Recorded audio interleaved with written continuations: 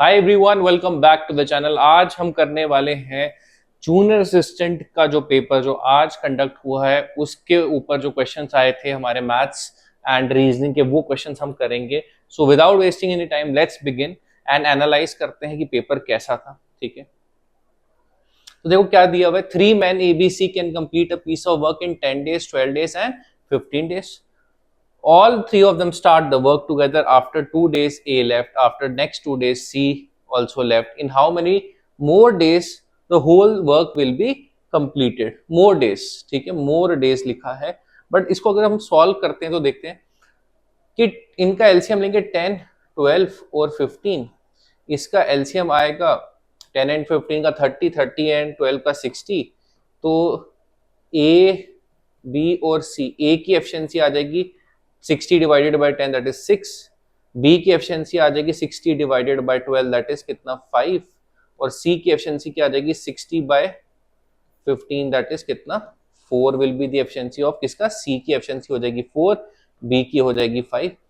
और क्या है, आफ्टर 2 days ए लेफ्ट, पहले 2 दिन तीनों ने काम किया, तो ए प्लस बी प्लस सी ने 2 दिन में कितना काम किया देखते हैं। दैट इज कितना होगा 6 + 5 + 4 इंटू 2 दैट इज कितना 30 यूनिट्स। कितना हो जाएगा 30 यूनिट्स। ठीक है, एंड आफ्टर नेक्स्ट 2 days, पहले कौन छोड़ के चला गया, ए छोड़ के चला गया। अब कौन करेगा, बी और सी। तो 2 दिन बी और सी ने काम किया। बी कर की एफिशिएंसी है 5, सी की एफिशिएंसी है कितनी, सी की एफिशिएंसी है 4। तो ये 2 दिन में कितना कर देंगे, 9 इंटू 2 दैट इज 18। 18 यहां काम किया, 30 यहां काम किया, तो प्लस 30 कितना हो गया 48। टोटल काम था 60, रिमेनिंग वर्क हो गया कितना 12। वो कौन करेगा, ए छोड़ गया, फिर सी ऑल्सो लेफ्ट, कौन करेगा, बी करेगा वो वाला काम। सो अगर वो बी काम करेगा, बी को कितना टाइम लग, एक वो कितना काम करता है 5 यूनिट, तो 12 divided by 5। So this is 5 to the 10 2, so 2 by 5 days। तो मोर डेज तो 2 by 5 आंसर होना चाहिए था। यहाँ पे तो many how many more days लिखा है, तो उसके अकॉर्डिंगली अगर ऑप्शन देखें, क्वेश्चन में पूछा है और कितने दिन लगेंगे, बट आंसर ऑप्शंस में दिया टोटल दिन दे दिए। ठीक है, तो यहाँ पे एक थोड़ा सा मिस्टेक हो गया एग्जामिनर से। तो आंसर इसका होगा 2 days जब ए ने काम किया सबके साथ, फिर सी ने काम किया किसके साथ, बी के साथ। ठीक है, तो 2 और 2 ये दिन, और 2 by 5 that is 6 2 by 5 that should be B option should have been the answer. थोड़ा सा टाइपो या मोर, अगर मोर के हिसाब से चलता तो उसको 2 by 5 देना चाहिए था, यहाँ 6 by 5 दे दिया। Although it is up to the examiner कि वो इसको कैंसिल करता है कि नहीं करता, बिकॉज मोर डेज पूछा था बट टोटल डेज की टर्म्स में आंसर दिया है। नेक्स्ट देखते हैं क्वेश्चन।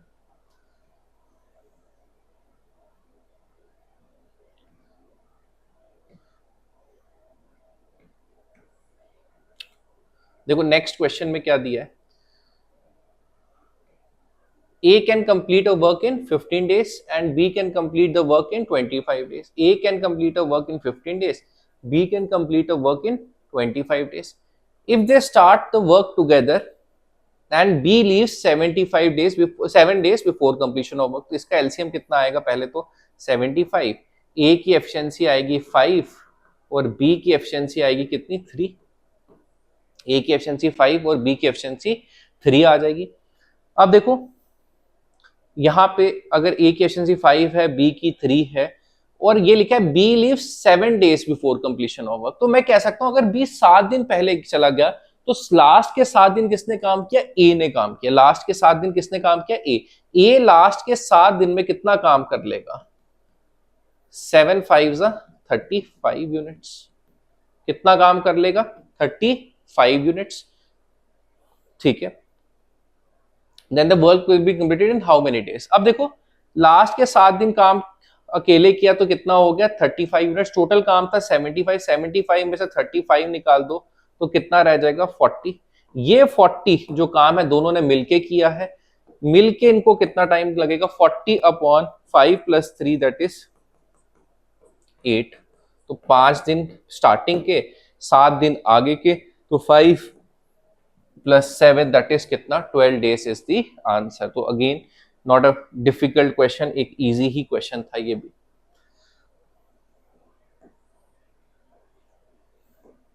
अब देखते हैं रीजनिंग के क्वेश्चंस देखते हैं 3। अच्छा देखो ये क्या है 1 विच इज देख के चलना चाहिए 1 का स्क्वायर।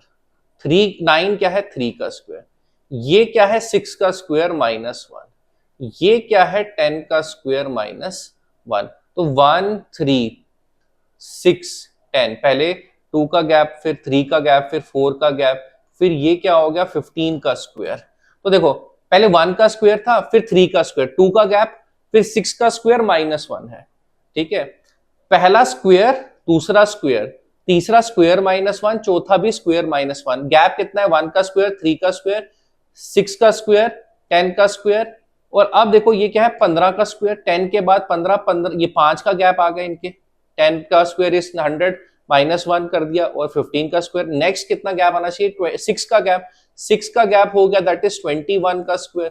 21 का स्क्वायर इज कितना 441, that is option B is the answer. तो not a very easy question, but हाँ जिसको स्क्वायर्स आते हैं उसको देखते ही क्लिक होना चाहिए यार स्क्वायर तो इन्वॉल्व है ही इसमें। ठीक है, अब देखो CEKQW। सी की पोजीशन है 3rd, ई की है 5th तो +2, जे है 10, जे के तो +6, OPQ दैट इज +6, TUVW +6। ठीक है, तो पहले को छोड़ के +2 के बाद +6 +6 +6, W के बाद आता है, अगर +2 करें तो Y आता है, वो ऐसा कोई ऑप्शन है नहीं। +6 कर दें तो क्या आएगा W के बाद X Y और Z हो गया, फिर A B और C हो गया। C that is option A is the answer.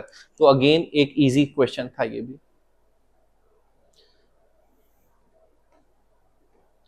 अब देखो नेक्स्ट ADIYPY, तो ADIPY ठीक है +3, और ये D के बाद EFGHI +6,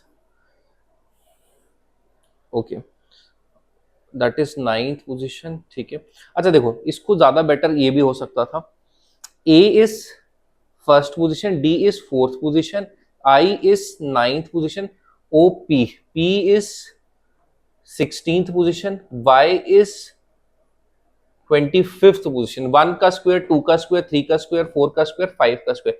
नेक्स्ट शुड बी 6 का square that is 36, but alphabets ही हमारे पास कितने हैं 26। 36 - 26 कर दो तो वापस गिनती स्टार्ट, मतलब फिर से ए से स्टार्ट करोगे। देखो अल्फाबेट्स तो हमारे पास 26 तक ही है, फिर से हम वापस से ए से स्टार्ट करेंगे, कहां तक जाएंगे 10 तक। 10th अल्फाबेट कौन सा दैट इज जे। तो ये भी एक अच्छा क्वेश्चन बेस्ड ऑन स्क्वायर्स। तो आई होप ये क्वेश्चंस आपको क्लियर है। नेक्स्ट चलते हैं आगे, अब ये क्वेश्चंस देखते हैं।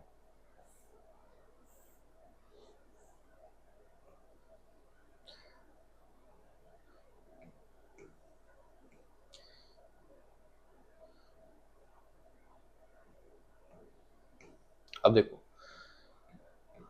ऐसा ही क्वेश्चन अभी मैंने रिसेंटली ऑफलाइन क्लासेस में भी कराया था, एंड ये भी कॉन्सेप्ट मैंने ऑफलाइन क्लास में दिया था नंबर ऑफ जीरोस का।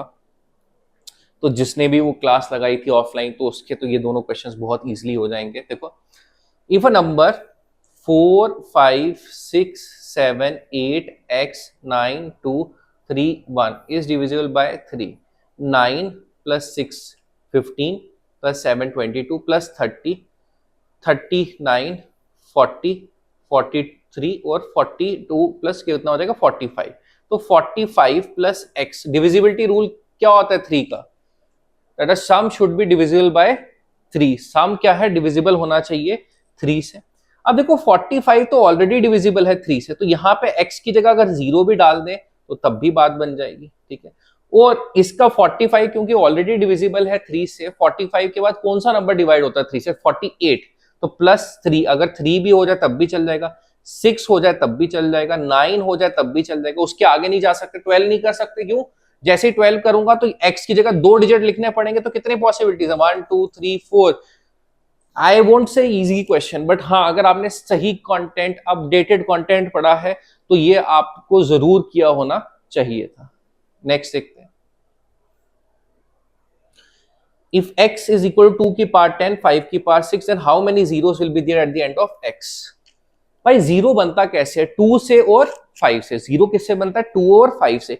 2 है 10 और 5 है 6। अब देखो जैसे मान लो लड़के हैं क्लास में 10, लड़कियां हैं 6, तो कितने पेयर बन सकते हैं? लड़के और लड़कियों के ऑब्वियसली कितने पेयर बन सकते हैं? 6 ही बन सकते हैं।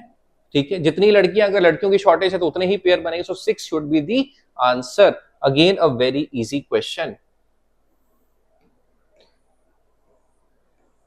अब देखते हैं ये वाला question. The price of an article is reduced by 10%। तो 100 की चीज बन जाएगी कितने की? 90 की। ठीक है, by what percent should the new price be increase? कितना बढ़ना चाहिए? 10 बढ़ना चाहिए। Over which value? That is 90। तो 1/9 इज व्हाट? 11.11%। 11 में एक ही ऑप्शन दिख रहा, दैट इज 11 1/9। अब वैसे भी हमने ये पढ़ा हुआ है, reduced by 10%, reduced by 10%, that is 1/10। इसका आंसर हमेशा क्या होगा? 1/9। कितना इंक्रीज करना पड़ेगा? 1/9। ठीक है, आई hope that this part is clear.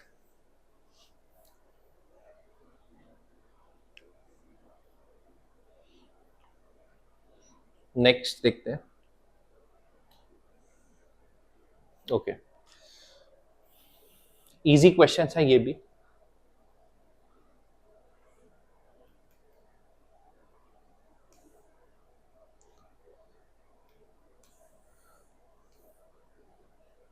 अब देखो ये क्वेश्चन देखते हैं।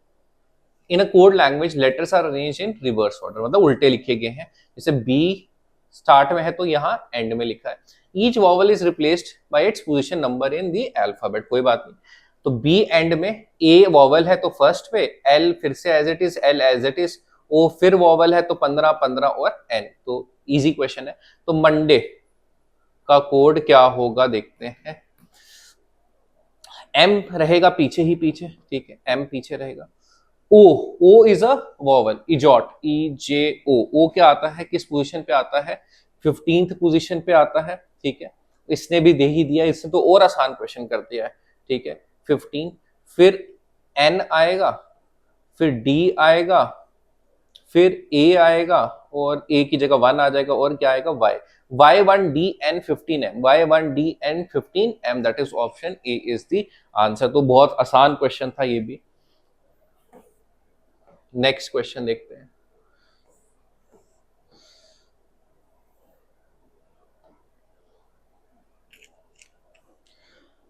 A man is facing east. कहां फेस कर रहा है? North, south, east, west. ठीक है, इस तरफ फेस कर रहा है। ठीक है, तो या फिर इसको ऐसे बना लो, तो ये फेसिंग ईस्ट है। Turns 135 degree clockwise. क्लॉकवाइज हो गया 135 डिग्री, एंटी क्लॉकवाइज हो गया कितना? 90 डिग्री। तो नेट मूवमेंट कहां होगी? क्लॉकवाइज डायरेक्शन में 45 डिग्री। इसका मतलब क्या? देखो जैसे मैं 5 स्टेप फॉरवर्ड लूं और 2 स्टेप बैकवर्ड अगर लूं, तो मेरा नेट रिजल्ट क्या होगा? 3 स्टेप्स फॉरवर्ड, 5 कदम आगे लिए, 2 पीछे लिए, तो नेट रिजल्टेंट क्या हो गया? 2 स्टेप्स फॉरवर्ड। ठीक है, सॉरी 3 स्टेप्स फॉरवर्ड। वैसे ही इस क्वेश्चन में 45 डिग्री नेट इफेक्ट होगा कौन सी? क्लॉकवाइज डायरेक्शन में। कौन सी डायरेक्शन में? क्लॉकवाइज डायरेक्शन में। तो क्लॉकवाइज हो गया इस तरह, तो 45 डिग्री यहां पे आएंगे। ये हो गया नॉर्थ, साउथ, ईस्ट। ये साउथ और ईस्ट की में, that is south east, that is option B is the answer. Again बहुत ही आसान क्वेश्चन। ओके देखो next. The man said this girl is the daughter of my father's. My father कौन कह रहा है? मैन। तो एक होगा मैन और एक होंगे मैन्स फादर। माई फादर यानी कि man's father is the daughter of my father's only son. यही मैन हो जाएगा। वाइफ, इसकी वाइफ की डॉटर, मतलब यानी कि इसकी भी डॉटर हो गई। How is the girl related to him, girl इसकी क्या है, डॉटर है, that is option C is the answer.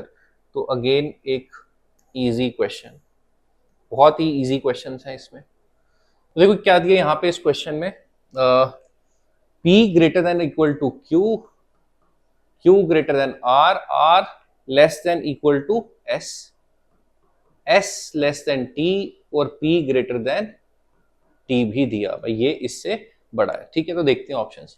P equal to S, P greater than Q greater than R less than equal to S, नहीं, ऐसा तो बिल्कुल include नहीं हो रहा। S is less than Q, S is less than Q, देखो R less या बराबर है या फिर इक्वल है इसके Q के, तो R इज लेस देन और इक्वल टू S, ठीक है। और Q बड़ा है इससे, तो Q और S में कोई रिलेशन नहीं हो सकता, क्योंकि R या तो इससे छोटा है या इससे बराबर है, तो या तो ये बड़ा होगा या इसके बराबर होगा, तो इनके बीच में रिलेशन जस्टिफाई नहीं हो सकता। बट अगर हम देखें लास्ट वाला option T greater than R, तो देखो यहां देखो S is less than T और R इज लेस देन और इक्वल टू S, तो मैं कह सकता हूं R is definitely less than T, यानी कि T is greater than R, so option D is the answer. Next देखते हैं।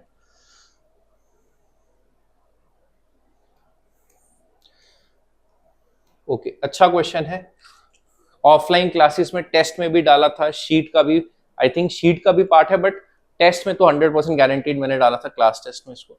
Ram while going to school reduces his speed to 4/5 of this actual speed, तो एक्चुअल स्पीड अगर 5 है तो new speed क्या हो जाएगी 4, तो स्पीड की रेशो 5:4, टाइम की रेशो क्या हो जाएगी 4:5।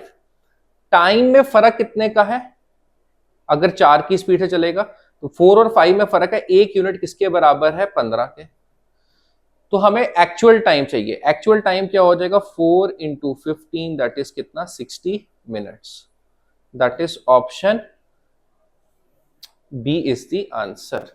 ये गलत है जिसने भी मार्क किया है, 75 इसका टाइम आएगा दूसरे वाले का जब नई स्पीड से चलेंगे। ठीक है, नेक्स्ट देखते हैं।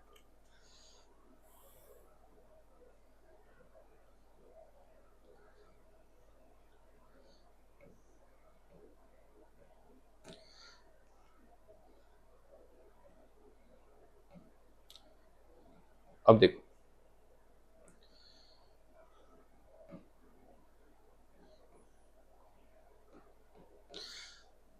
If x% of y is equal to y% of x, ऐसे क्वेश्चंस मैंने आई थिंक अगर आप प्लेलिस्ट खोलोगे कांस्टेबल या SI की, तो 3 ही वीडियोस ऑलरेडी, ऑल दो उसमें अभी, उसमें जो थर्ड वीडियो उसमें PYQs कराए हुए हैं, उसमें से ये कॉन्सेप्ट आ चुका है ऑलरेडी। एक x% of y is equal to y% of x, तो which of the following is true, x greater than y, y greater than x, y equal to x can not be determined. क्यों, देखो अगर आपको लिखा हुआ है 64% ऑफ 25, that is same as 25% of 64, अगर आपको लिखा है 30% ऑफ 40, वो क्या होता है 40% ऑफ 30 के बराबर होता है, तो x और y में कोई रिलेशन नहीं हो सकता यहाँ पे, तो आंसर क्या होगा can not be determined. Again an easy question, concept based question था, अगर कॉन्सेप्ट आपका क्लियर था तो ये क्वेश्चन इजीली हो जाता था। ठीक है, देखो नेक्स्ट,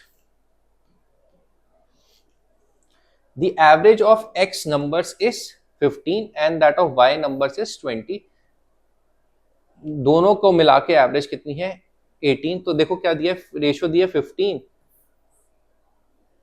ए की एवरेज x की कितनी है 15 और y की कितनी है 20, इसको किस रेशियो में मिक्स करें ताकि ये 18 आए, simple alligation rule, 18 - 15 that is 3, 20 - 18 that is कितना 2, 2:3, that is option C is the answer. एक और बहुत ही आसान सवाल था ये। ठीक है, नेक्स्ट देखते हैं।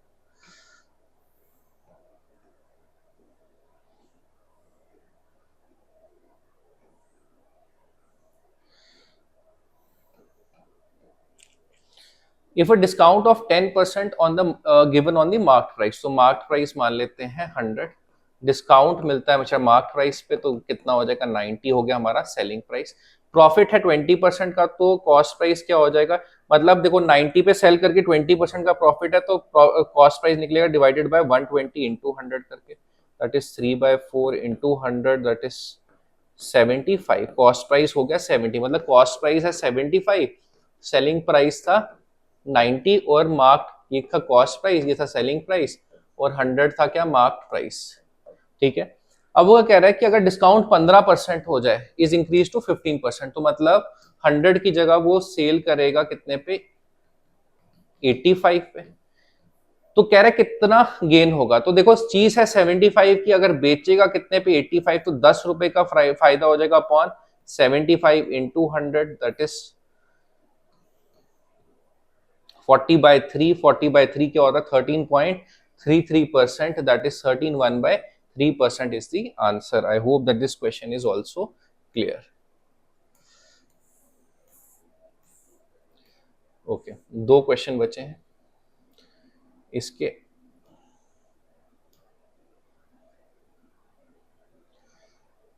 देखो क्या दिया, अ barrel contains a mixture of wine and water in the ratio of, I think ये क्या था, इसको चेक कर लेते हैं, in the ratio of 3:1, wine and water in the ratio of 3:1, तो इसको मैं 30 और 10 भी लिख सकता हूँ। ठीक है, how much fraction of the mixture must be drawn of and substituted by water so that the ratio of wine and water in the resultant mixture in the barrel becomes 1:1। अच्छा देखो 1:1 के लिए ये होना चाहिए 20, और ये भी होना चाहिए 20, तब जाके रेशियो बनती है 1:1।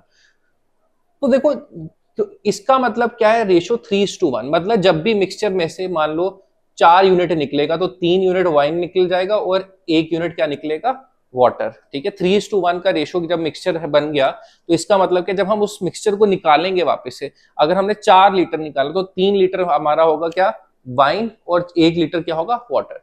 अब मेरे को कितने यूनिट निकालने हैं, इसमें से 10 यूनिट निकालने हैं।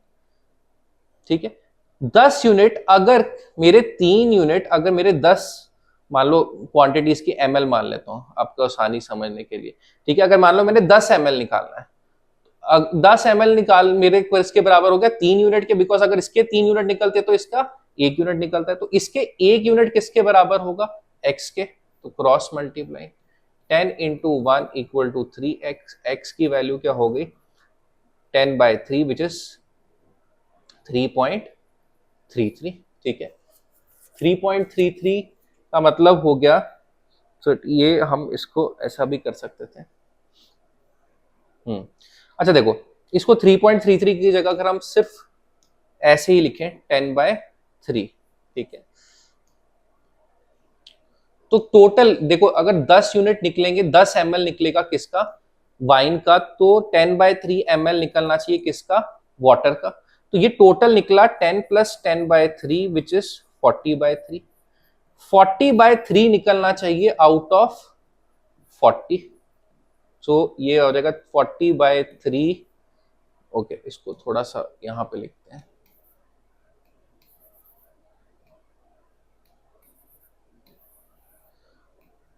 तो देखो क्या कह रहे थे, 3:1 का मतलब क्या, अगर 3 यूनिट वाइन निकलेगी तो 1 यूनिट पानी निकलेगा। हमें क्या निकालना है, 10 ml, हम कह लेते हैं हमें 10 ml निकालना है। 10 ml अगर 3 यूनिट के बराबर है, तो 1 यूनिट किसके बराबर होगा, 10/3 ml। तो कितना निकलेगा, 10 + 10/3, दैट इज कितना, 40/3। 40/3 निकालना है आउट ऑफ 40, तो दैट इज 40/3 इंटू 40, तो कितना हो गया 1/3, that is option B is the answer. I hope that this part is clear. इतना आसान क्वेश्चन नहीं है, बट हाँ मीडियम लेवल का क्वेश्चन मैं मानूंगा। ठीक है, this is one of the questions जो थोड़े से ट्रिकी में मुझे लगा हो सकते हैं। एक ये क्वेश्चन था, और एक मुझे लगता है कि जो हमने वो ग्रेटर देन वाला था, but still that was also not very difficult. Find the compound ratio.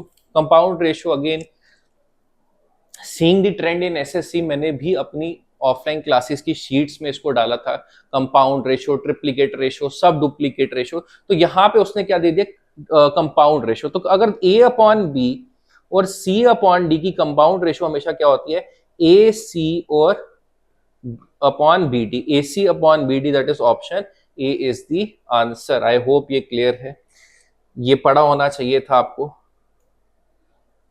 Last 2 questions. The government, okay इसको जूम इन कर लेते हैं पहले।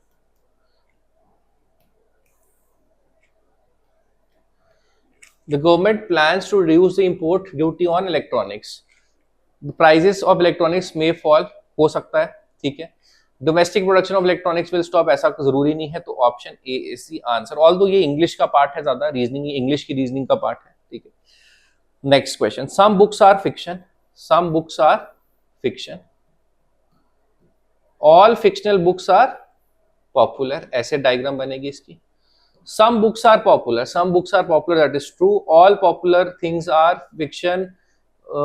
No, all are not fiction, so only one follows, that is option A is the answer. So I hope that this part is clear. मेरा personal take क्या है, देखो इस पेपर में मुझे ऐसा लगता है कि नाना करते भी आपको इस पेपर में 17 से 18 का score, this is what I believe, 17 से 18 का स्कोर इस सेक्शन में तो आना ही चाहिए था। 1-2 क्वेश्चन गलत होने का स्कोप मैं फिर छोड़ देता हूं, बट 17 to 18 मार्क्स मुझे लगता है एक अच्छी प्रेपरेशन का साइन थे, ठीक है। 18 एटलीस्ट मुझे लगता है कहीं एक आधा डिफिकल्ट भी लग सकता होगा, बट अगर आप 18 से प्लस स्कोर कर रहे हो या 17 से प्लस स्कोर कर रहे हो तो आपने अच्छा किया है। तो there was scope to score 20 also in this section. तो I hope that this part is clear. ये जो questions किए आपको समझ आए होंगे या फिर आपको difficulty level भी पता चला होगा। So I hope you prepare for the next exam considering this level. Although level इतना ज्यादा भी नहीं, but questions की variety ज्यादा है, तो coverage अब थोड़ी important बनती है, difficulty level remains almost the same. Thank you.